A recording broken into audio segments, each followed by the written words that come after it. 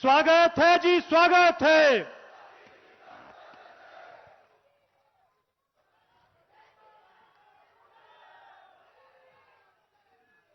भारत माता की, भारत माता की, भारत माता की। तुहां सारे हमीरपुर आलिया जो मेरा प्रणाम। अज बिंजो तुसा सारे लोकां दा आशीर्वाद लेने दा मौका मिला। यह मिंजो दाई बड़े ही सौभाग्य की गल है। मेरा तुसा सारे जो एक बारी फिर हत्था जोड़ी करी प्रणाम।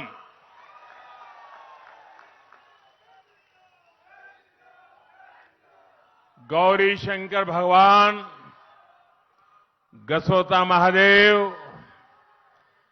भगवान नरवेदेश्वर, भगवान मुरली मनोहर, मां टौणी देवी, बाबा बालकनाथ और सभी देवी देवताओं को मेरा प्रणाम। भाइयों और बहनों,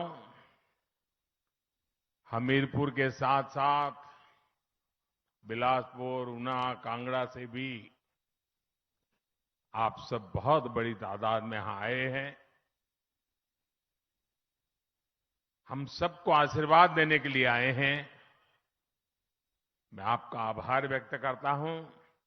उसके साथ साथ टीवी के माध्यम से, मोबाइल फोन पर ऑनलाइन जो भी साथी जुड़े हैं उनका भी मैं अभिनंदन करता हूं। साथियों, आपने हमारे लिए इतना समय निकाला। हम सभी सुजानपुर के लोगों के, हिमाचल के लोगों के बहुत बहुत आभारी हैं। साथियों, एक कार्यकर्ता के रूप में अनेक बार इस पूरे क्षेत्र में मुझे भ्रमण करने का, यहां को समझना, यहां की समस्याओं को समझना, यहां की शक्ति को समझना, अनेक परिवारों के साथ उठना बैठना, यानी ये मेरे जीवन का एक क्रम था। ये मेरा सौभाग्य रहा। गुजरात के मुख्यमंत्री के रूप में भी यहीं पर इसी चौगान में मुझे आपके आशीर्वाद प्राप्त करने का अवसर मिला था। अभी प्रधान सेवक के रूप में फिर एक बार आपसे आशीर्वाद लेने आया हूं। हमीरपुर की यादें अनगिनत यादें हैं, लेकिन अणु में जो पंडितादी हट्टी है, वहां की बेसन की बर्फी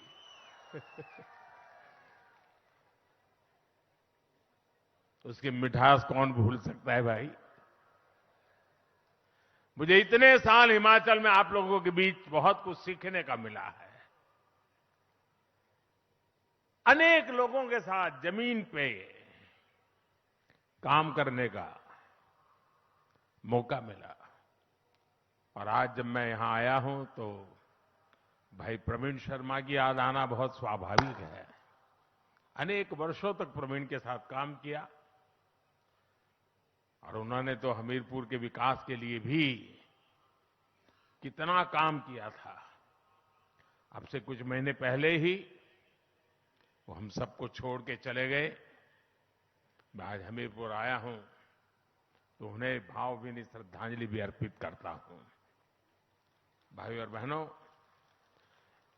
जितना मैं हिमाचल को जानता हूं, यहां के लोगों को जानता हूं, ये कह सकता हूं कि इस बार हिमाचल के लोग खुद ही ये चुनाव लड़ रहे हैं, खुद ही चुनाव का नेतृत्व कर रहे हैं और दोबारा जयराम जी की सरकार बनाने का यहां हिमाचल की जनता ने फैसला कर लिया है। भाइयों बहनों, हिमाचल में ऐसा नहीं हुआ, लेकिन हम ये भी जानते हैं कि हिमाचल के खून में ही नया इतिहास बनाना है। इसलिए हिमाचल में इस बार भाजपा की सरकार की वापसी भी तय है और डबल इंजन की सरकार का तेज गति से दौड़ना भी तय है। साथियों, आपने इतने वर्षों के शासन में कांग्रेस ने जिस तरह हिमाचल के साथ विश्वासघात किया है, जो छल किया है, उसके सबसे बड़े भुक्तभोगी हिमाचल के ही लोग हैं। कांग्रेस ने हिमाचल को हर बुनियादी चीज के लिए तरसा दिया था। वहीं भाजपा है जिसने हिमाचल के हर घर घर को बुनियादी सुविधाओं से जोड़ने के लिए दिन रात ईमानदारी से प्रयास किया है। इस वजह से आज हिमाचल के लोग, पूरे देश के लोग भाजपा पर इतना विश्वास करते हैं। भाजपा पर देश का ये भरोसा लगातार मजबूत होता जा रहा है। अभी 2-3 दिन पहले ही देश के कुछ राज्यों में उपचुनाव के परिणाम आए हैं। आपने देखा होगा कि जहां कभी भाजपा को बहुत कमजोर माना जाता था, वहां भी लोगों ने कमल का फूल बढ़ चढ़ करके खिला दिया है। लेकिन कांग्रेस जहां बहुत ताकतवर होती थी, सरकार में होती थी या तो कभी मुख्य विपक्षी दल होती थी, वहां की कांग्रेस की स्थिति दिनों दिन बिगड़ती ही जा रही है। जो क्षेत्र कभी कांग्रेस का गढ़ माने जाते थे, वहां से कांग्रेस का पूरी तरह से सफाया हो गया है। ओडिशा जितना बड़ा राज्य, कांग्रेस गायब। तेलंगाना, कांग्रेस साफ। यूपी बिहार ने तो बहुत पहले ही कांग्रेस को विदा कर दी है। इसकी वजह है कांग्रेस द्वारा खुद को ईश्वर रूपी जनता जनार्दन से भी वो अपने आप को बड़े शहंशाह मानते हैं, बड़े मानते हैं। उसी का ये नतीजा है कि जनता लगातार उनको सजा दे रही है। और आज हिमाचल के लोग भी कांग्रेस को भली भांति समझ चुके हैं, जान चुके हैं। कांग्रेस को लगता है कि हिमाचल हमेशा 5 साल उसके, 5 साल मेरे वाले फॉर्मूले पर ही चलेगा। 5 साल मैं मौज करूं, 5 साल तुम करो, फिर मैं 5 साल के बाद आ जाऊंगा, यही फॉर्मूला लेकर के चले। और इसलिए कांग्रेस के नेता हिमाचल के लोगों की कोई परवाह नहीं करते। कांग्रेस के लोगों को लगता है कि कोई काम नहीं करेंगे तो भी 5 साल के बाद तो लोग लाने ही वाले हैं, वापस आ ही जाएंगे।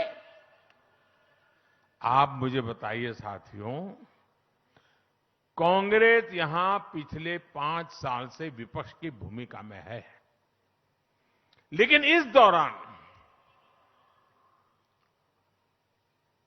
दिल्ली से कांग्रेस के ऑल इंडिया लीडर लोकसभा चुनाव के प्रचार को छोड़ करके क्या कभी आपका हाल पूछने के लिए आए थे क्या? कभी आए थे क्या? कभी आपका हाल जानने के लिए आए थे? कभी कोई मुसीबत आई तो वो आपके पास आए थे? भाइयों बहनों, जरा 5 साल का हिसाब निकालिए। लोकसभा में, राज्यसभा में हिमाचल से जुड़े कोई विषय आए हो, हिमाचल के लिए आवाज उठाई हो किसी कांग्रेसी ने, ऐसी कोई घटना आपने सुनी है क्या?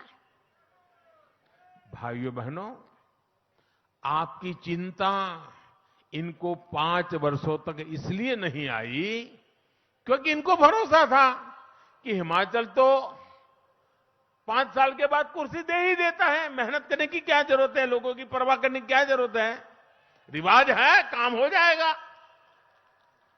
भाइयों बहनों, जो विपक्ष तक का काम जिम्मेवारी नहीं से निभा सकते, विपक्ष के नाते आपके सवालों को लेकर के जो हिलते भी नहीं है, वे सरकार में आने के बाद आपके लिए क्या करेंगे? भाइयों, ऐसे लोगों पे भरोसा कर सकते हैं क्या?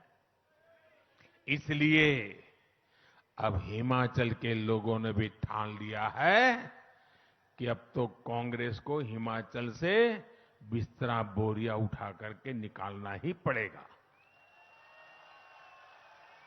और इसलिए हमारे भाइयों बहनों, आज ये देवभूमि पुकार रही है, आज ये देवभूमि कह रही है भाजपा को फिर वापस लाएंगे, हर बूथ पर कमल खिलाएंगे। भाई और बहनों, आज आपसे बात करते हुए मैं इस क्षेत्र की वीर माताओं के योगदान को भी नमन करता हूं। यहां से तो हमारे उम्मीदवार खुद ही फौजी हैं, उन्होंने राष्ट्र रक्षा के लिए पूरा जीवन समर्पित कर दिया। और मुझे अच्छा लगा कि मैं अभी आया हेलीकॉप्टर से यहां, तो मुझे वीर जवानों के साथ नमस्ते करने का मौका मिल गया और बहुत बड़ी तादाद में मेरे फौजी भाई बहनों को देख करके, क्योंकि मैं तो हर दिवाली उनके बीच मनाता हूं। भाइयों बहनों, ये वीर संतानों को जन्म देने वाली वीर माताओं का कद तो शायद ही कोई चुका सकता है, लेकिन सेवा का अवसर जब जब मिला, भाजपा ने कोई कसर नहीं छोड़ी है। अभी मैं करगिल गया था दिवाली मनाने के लिए, तो मैं हैरान था। मैं और धूमल जी करगिल गए थे, करगिल लड़ाई के समय। उस समय की सारी फोटो की प्रदर्शनी लगाई थी वहां के लोगों ने, और वहां जो आज जो जवान है उनको भी वो पुरानी बातें याद थी कि धूमल जी और मोदी जी हमारे बीच में युद्ध के मैदान के समय आए थे। और मुझे याद है उस समय हमारा यहां का युवा मोर्चा के अध्यक्ष के रूप में हमारे जयराम जी थे और हमारा विनोद ठाकुर वो महामंत्री था। युवा मोर्चा ने तब करगिल के शहीदों के जीवन को समर्पित स्मारिका भी निकाली थी। भाजपा की यही विशेषता है। भाजपा की ताकत चाहे कितनी भी रही हो, हमारे लिए खुद से बड़ा दल है और दल से बड़ा देश है। साथियों, हमीरपुर के हमारे इस क्षेत्र में तो फौजी परिवारों का बाहुल्य है। हमारे ये परिवार बहुत करीब से जानते हैं कि कांग्रेस का इतिहास किस तरह बड़ी बड़ी बातों और झूठी गारंटियों का रहा है।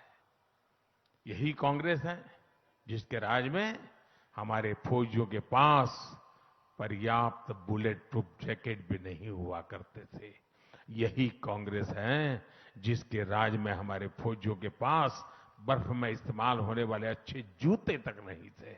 यही कांग्रेस है जिसके राज में बॉर्डर पर सड़कें नहीं बनाई जाती थी, बॉर्डर पर बसे गांवों को मूल सुविधाओं से वंचित रखा जाता था। यही कांग्रेस है जिसने फौजियों को 1 रैंक 1 पेंशन के नाम पर 40 साल तक लगातार धोखा दिया। 40 साल तक चुनाव के 15 पहले कोई भी वादा करने में वो झिझकते नहीं है। कुछ भी वादा कर दो, अभी भी कर रहे हैं, ढेर सारे वादे कर रहे हैं। आप याद करिए भाइयों बहनों, मैंने हिमाचल के फौजी परिवारों को वचन दिया था कि चाहे कुछ भी हो, 1 रैंक 1 पेंशन हम लागू करके रहेंगे। और हमने ना सिर्फ 1 रैंक 1 पेंशन को लागू किया, बल्कि इसका एरियर भी पूरे सम्मान के साथ दिया। आज आप जानकर हैरान रह जाओगे कि वन रैंक वन पेंशन की वजह से अब तक लगभग 60,000 करोड़ रुपया देश भर के हमारे फौजी परिवारों के खाते में गए और ये अतिरिक्त राशि गई है। और साथियों, आपको ये भी नहीं भूलना है कि यही कांग्रेस है जिसके नेता आर्मी चीफ का अपमान करते हैं, फौज के लोगों की तुलना गुंडों से करते हैं। यही कांग्रेस है जिसके नेता सर्जिकल स्ट्राइक पर सवाल उठाते हैं, हमारे वीर बेटे बेटियों के शौर्य को कटघरे में खड़ा करते हैं। भाइयों और बहनों, भाजपा की सरकार के लिए देश की सुरक्षा और सैनिकों की सुरक्षा सर्वोपरि है। इसलिए आज देश में ही आधुनिक अस्त्र शस्त्र निर्माण किया जा रहा है। कांग्रेस ने रक्षा घोटालों का जो तौर तरीका बना दिया था, उसको बदला गया है। अब तो बेटियों के लिए भी तीनों सेनाओं के हर मोर्चे भी उसको भी हमने खोल दिया है। यहां तो 5 ही सैनिक स्कूल भी है। हम सैनिक स्कूलों की संख्या भी बढ़ा रहे हैं और इनमें बेटियों को भी दाखिला मिल रहा है। हमारी सरकार पुलिस फोर्स और केंद्रीय सुरक्षा बलों में भी बेटियों को बहुत प्रोत्साहन दे रही है। मैं एक और आंकड़ा दूंगा, आप बहुत धैर्य ध्यान से सुनिएगा। आजादी के बाद 2014 तक देश में पुलिस सेवा में लगभग 1 लाख बेटियां थी, यानी इतने सालों में 1 लाख बेटियां।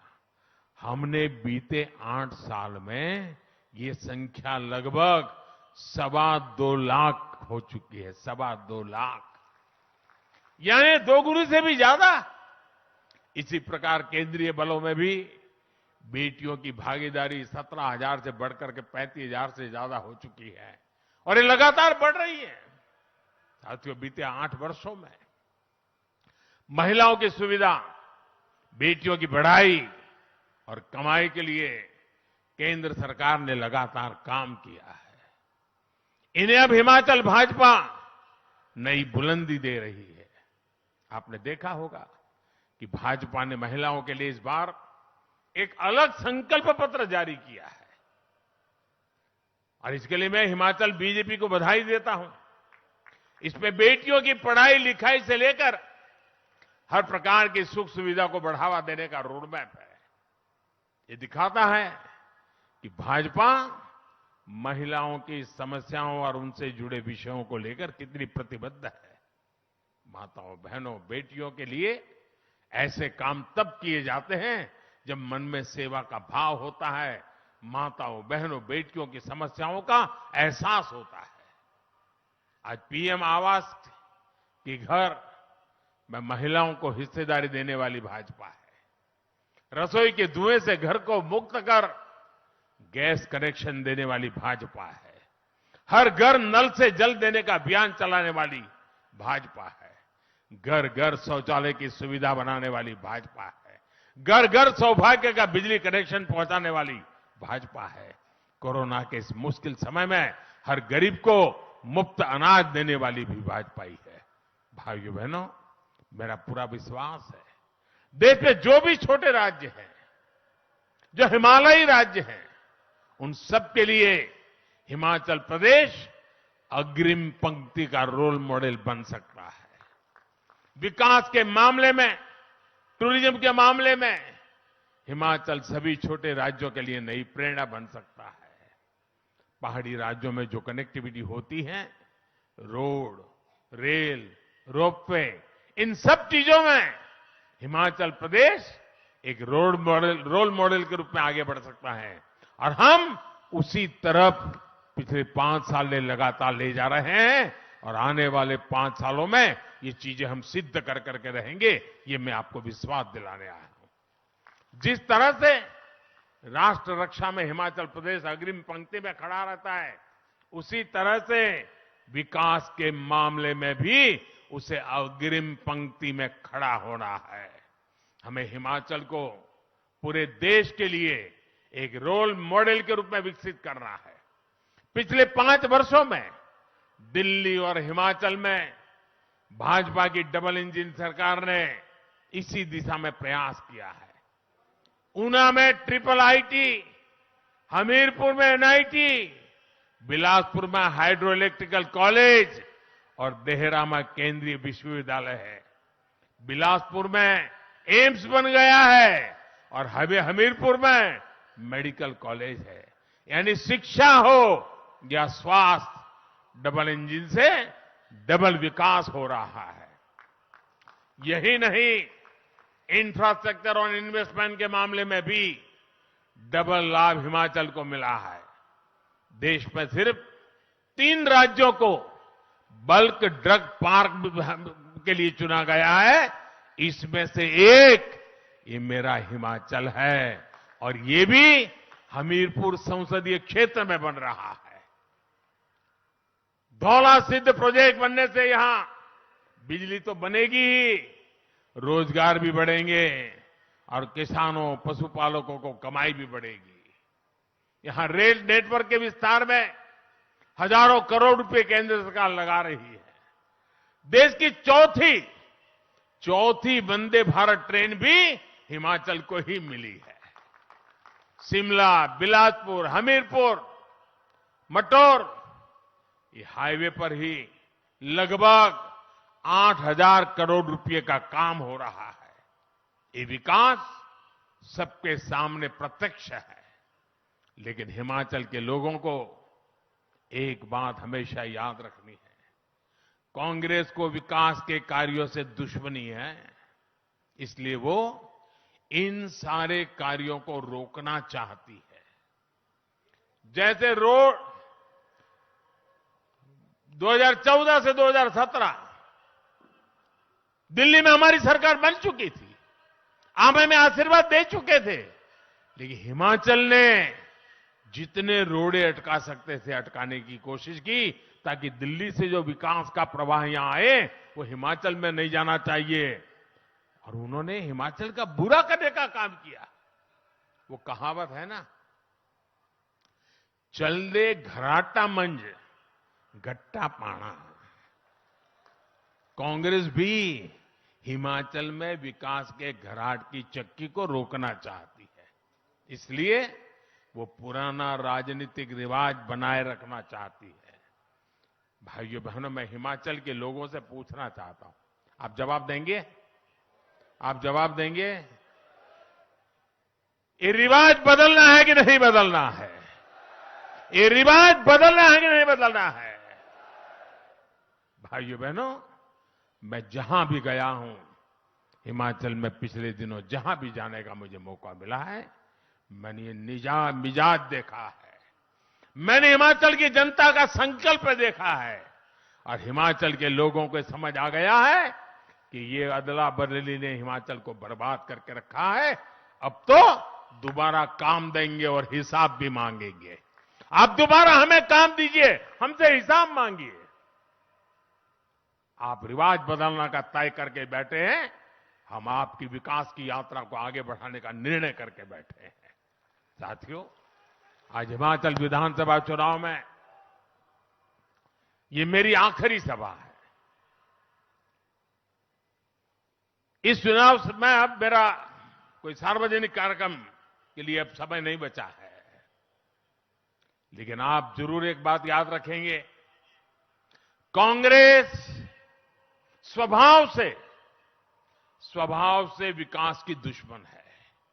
वो लोगों को मुसीबत में जीने के लिए, मजबूरी में जीने के लिए हमेशा सोचते हैं ताकि उनकी जरूरत पड़ जाए। भाजपा ही है जो हिमाचल को विकास की नई ऊंचाई पर ले जा सकती है। इसलिए इस बार हिमाचल में भाजपा सरकार की वापसी जरूरी है। और आप तो जानते हैं, कोई देश का प्रधानमंत्री अगर हिमाचल की हर छोटी मोटी बातों से परिचित हो यहां की हर पहाड़ियों से परिचित हो, यहां के रास्तों से परिचित हो, यहां से लोगों से परिचित हो, तो दिल्ली में बैठकर को आपके काम आएगा कि नहीं आएगा? आपका विश्वास बढ़ेगा कि नहीं बढ़ेगा? अब मैं तो दिल्ली में हूं ही, अगर यहां मेरे अनुकूल लोग होंगे तो मैं ज्यादा काम कर पाऊंगा कि नहीं कर पाऊंगा? सीधी सीधी हिसाब है जी। और इसलिए दिल्ली का फायदा भी लेना है तो हिमाचल में भी बीजेपी की सरकार को बनाना है ताकि डबल फायदा मिल जाए। मेरा आपसे आग्रह है, 12 नवंबर को हर बूथ में हर वोट कमल के फूल पर ही पड़ना चाहिए।